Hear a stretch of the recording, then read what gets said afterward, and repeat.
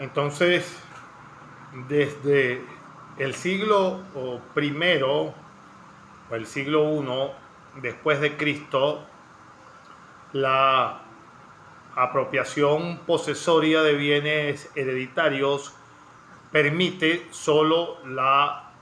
usucapión, no de todo el patrimonio hereditario como tal, sino de determinados bienes que no los tuviese bajo otro título, como el de arrendatario o depositario, etcétera, ya que ello iría contra la máxima de uno de los principios romanos en cuanto a la sucesión, que nadie puede por sí mismo cambiar la causa de su posesión. Además, un Senado consulto ya de la época posterior a Adriano exigió, por supuesto, siempre la buena fe en todo supuesto, admitiendo, por supuesto, la revocación de la usucapión a favor del heredero contra el que hubiese adquirido la propiedad, iniciando la posesión con mala fe. Por su parte, por supuesto, nos lega la bibliografía que Marco Aurelio tipificó como delito de carácter público la ocupación dolosa de los bienes hereditarios. El derecho justiniano finalmente reguló esta figura de la usucapión o la usucapión pro herede dentro del sistema general de usucapión, otorgando, por supuesto, la adquisición de la propiedad de las cosas muebles o de las cosas inmuebles que integraban el patrimonio hereditario al que ha estado ejerciendo a título de heredero. Así, los efectos de los incrementos y disminuciones de tipo patrimoniales de la herencia podían ser atribuidos al que aceptaba ser heredero, o en otras ocasiones se admitió lo que se denominó la ficción de prolongar la vida del causante hasta el momento de la aceptación de la herencia por el llamado. Por otro lado, y ante, por supuesto, la ausencia de un poseedor con aspiración a convertirse en heredero, se admitió que es la misma herencia yacente la que hace las veces de titular, tal y como rezaba el decir que hereditas in multis partibus iuris pro domunos avertum. En muchas partes del derecho, la herencia es considerada como dueño. En cualquier caso, y mientras estuviera en una situación de la denominada y mencionada herencia yacente, era por supuesto el magistrado el que debía ejercer un cierto control en orden a los gastos necesarios con cargo a la herencia misma como tal. Ahora bien, si decíamos que en un principio, según nos instruye Gallo en cualquiera de las bibliografías que podamos consultar de el legado del mismo, a la muerte del pater familias, los sui heredis formaban entre ellos una especie de sociedad que llamaban Consortium Erto Non Situm, o sociedad de propiedad sin dividir, el Consortium Erto Non Situm, una especie de sociedad de la propiedad que aún no había sido dividida entre todos los herederos. De esta forma, los romanos lograban crear una situación de copropiedad o de comunidad de bienes, en la que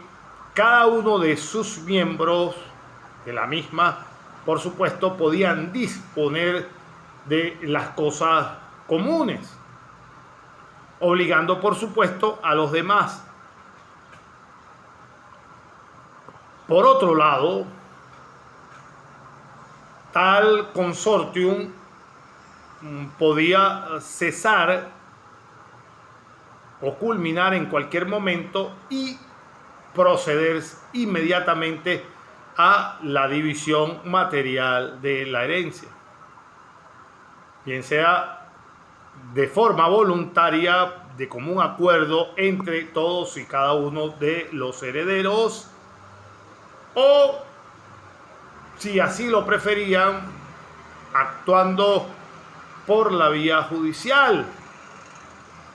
actuando judicialmente mediante el ejercicio por cualquier heredero de la acción familiar circundae, es decir, la acción de la división de la herencia. Sin embargo, en el derecho clásico, este Consortium Ertum Non Situm va a desaparecer, y en su lugar, repito, en el derecho clásico, este consortium va a desaparecer y en su lugar va a surgir una situación de condominio, en la que cada uno de los coherederos va a participar en proporción a su cuota. La división de la herencia, tanto en el antiguo consortium como en la más reciente comunidad de bienes, va a tener siempre la función de traducir en cosas concretas aquellas cuotas, si se quiere decir, ideales y abstractas que van a corresponder a cada heredero. Por tanto, la división de la herencia es el acto que hace cesar este tipo de copropiedad o este tipo de condominio o este tipo de comunidad para atribuir a cada heredero la titularidad plena de determinadas cosas, en lugar de las cuotas de tipo abstractas mientras predomine dicha comunidad. Y como consecuencia entonces de lo que les estoy explayando en este momento, hay que destacar que la herencia puede perfectamente suponer una ventaja patrimonial para el heredero, pero también puede, por supuesto, en otro caso, acarrearles graves perjuicios en el caso de que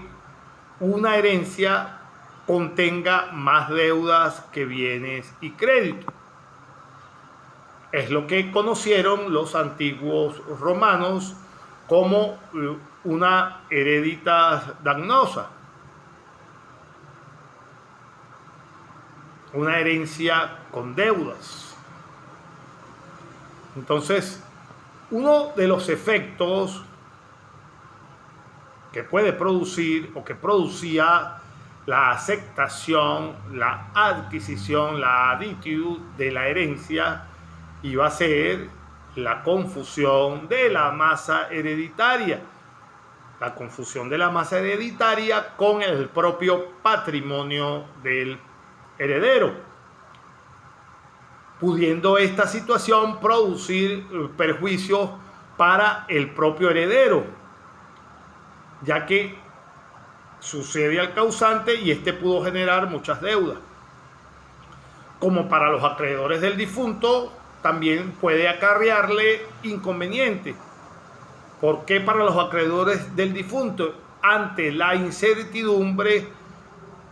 por la posible honestidad o deshonestidad y credibilidad que pueda desprender el heredero como nuevo deudor. Ante todos estos inconvenientes y en orden a conseguir una mayor seguridad jurídica,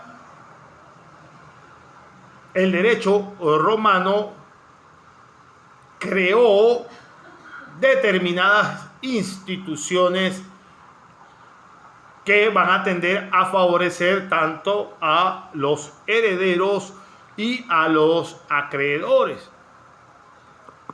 Concretamente, por supuesto,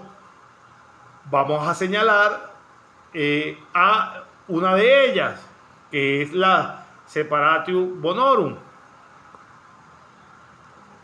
En cuanto a la Separatio Bonorum, como antes estaba indicando minutos atrás,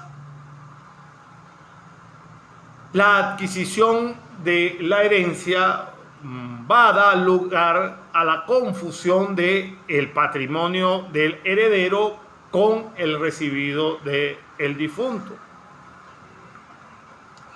De manera que los acreedores del difunto van a pasar a ser los acreedores del heredero. Por ello, y con la finalidad de asegurarles el cobro de sus créditos, en un primer momento surgió la posibilidad de que estos pudieran solicitar al pretor que, previa causa cognitium, por supuesto, obligara al heredero sospechoso de conducta fraudulenta que prestase garantía de que pagaría las deudas hereditarias, dando lugar a la aparición de la satisdatio suspecti hereditis. La satisdatio suspecti hereditis aparece, y con ella, si el heredero declarado sospechoso no prestaba esta satisdatio, el pretor daba inicio al procedimiento ejecutivo. Sin embargo, esta medida tiende a perder importancia práctica cuando se introdujo esta figura de la Separatio Bonorum. Es decir, la Separatio Bonorum pasa a ser una medida procesal que solicitaban los antiguos acreedores del difunto. Nunca esta separación, por supuesto, la pueden pedir los acreedores del heredero. Esto tenemos que dejarlo claro, estimados estudiantes. Los acreedores del difunto, convertidos después de la delación en acreedores del heredero, y que veían peligrar sus cobros si no solicitaban que no se confundiera el patrimonio del difunto con el patrimonio del heredero. Así, estos acreedores podían dirigirse contra el heredero para solicitar el cobro de los bienes heredados. Pero perdiendo la posibilidad de poder dirigirse contra el patrimonio del heredero si del heredado no alcanzaba para el pago de las deudas que estuviesen reclamando. En el derecho de Justiniano se admite que cuando no hayan logrado satisfacerse plenamente con el patrimonio del difunto, pudieran perfectamente dirigirse contra el patrimonio del heredero. Siempre, por supuesto, que hubiesen sido pagados los propios acreedores inicialmente del heredero. Por otro lado, si existiesen varios acreedores del difunto y uno de ellos pidiese la separación y los otros no hicieran uso de esa facultad, los que no pidiesen la separación, los que no la pidieran, han de ser contados con los acreedores del heredero, puesto que con su comportamiento demuestran estar renunciando a ser acreedores del difunto, para pasar a convertirse en los acreedores del heredero, produciéndose realmente una novación. Entonces, la separación a que estamos aludiendo podía fácilmente pedirse ante el pretor o ante el gobernador provincial sin límite de tiempo durante toda la época clásica, y podía solicitarse dentro del quinquenio desde la adicción en el derecho de Justiniano.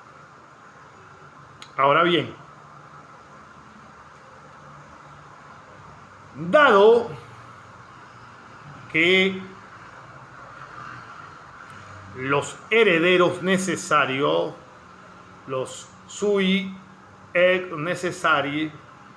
los herederos necesarios, adquirían automáticamente la herencia sin la posibilidad de renunciar a ella, pero cuando se trataba entonces de una hereditas damnosa, repito, la hereditas damnosa era aquella herencia cuyas deudas excedían a los beneficios.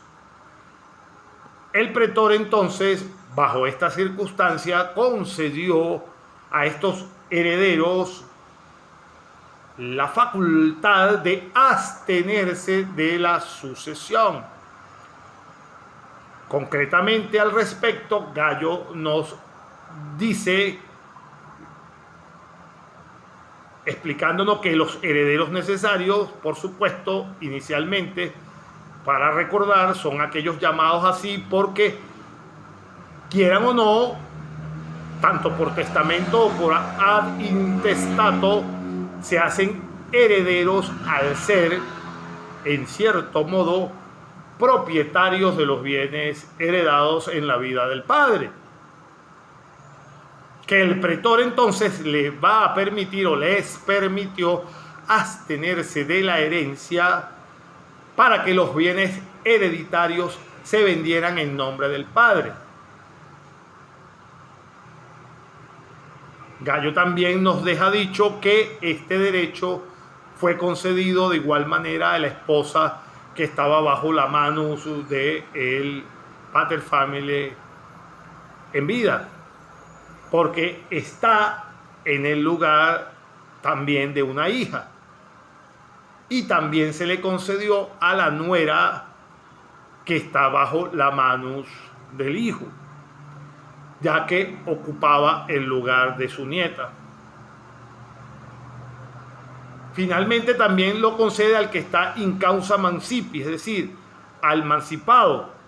si es instituido heredero y manumitido conjuntamente, siendo así igual que el esclavo heredero necesario, aunque no de derecho propio. Sin embargo, el ius abstinendi no es otorgado al heredero necesario, es decir, al servus, pues el que da la libertad e instituye el heredero a un esclavo lo hace con el fin de que, si los acreedores no pueden cobrar el patrimonio, se venda en nombre de este heredero y no en el suyo. Así la infamia resultante de la venditium bonorum no afecta al testador sino al instituido. Por otro lado, Pomponio estableció que los descendientes impúberos tienen en todo caso la facultad de abstenerse de la herencia, los púberos o los puber, y en cambio tan solo en el caso de haberse inmiscuido en su gestión. Concluyendo entonces con la jornada de hoy, vamos a hacer mención a el beneficio de inventario. El beneficio de inventario fue una institución jurídica introducida por Justiniano en una constitución del año 531 y permitía al heredero limitar su responsabilidad frente a los acreedores de la herencia en cuanto a la cuantía del patrimonio hereditario. Concretamente, el beneficio de inventario consistía en que el heredero redactaba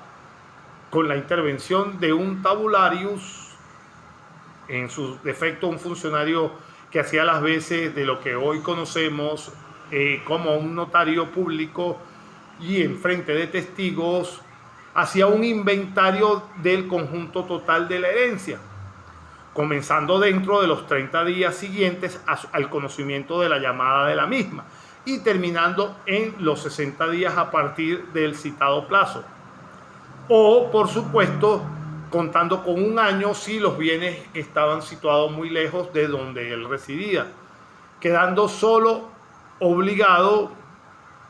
in quantum valere bona hereditatis, es decir, protegiendo de esta forma su propio patrimonio particular. El beneficio de inventario fue y es una institución jurídica extremadamente útil, muy útil en todo el ámbito del derecho sucesorio, ya que su utilidad se ha visto de manifiesto porque se ha mantenido inclusive en el tiempo, llegando hasta nuestros días, como puede apreciarse dentro de la estructura de nuestro Código Civil. Vamos a dejarlo aquí hasta el día de hoy y gustosamente entonces nos vamos a volver a encontrar el próximo jueves para continuar con nuestra clase de Derecho Romano II. Que pasen muy buenas tardes, estimados estudiantes.